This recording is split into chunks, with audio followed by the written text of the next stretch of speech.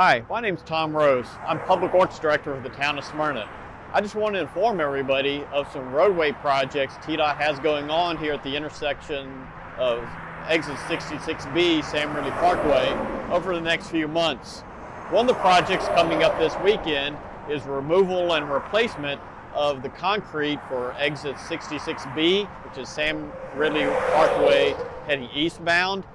They're going to be closing the road Friday evening around 9 o'clock Friday night and reopening it up late Sunday night, early Monday morning to avoid rush hour traffic.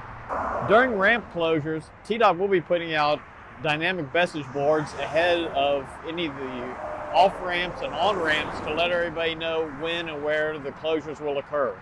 Other projects they have going on at this interchange include some other off-ramp and on-ramp replacements as well. Some of that will be done during the day, but they won't be closing the on-ramps or off-ramps. They'll just be diverting traffic. If you have any questions about these closures, please feel free to call me, Tom Rose, at 615-459-9766.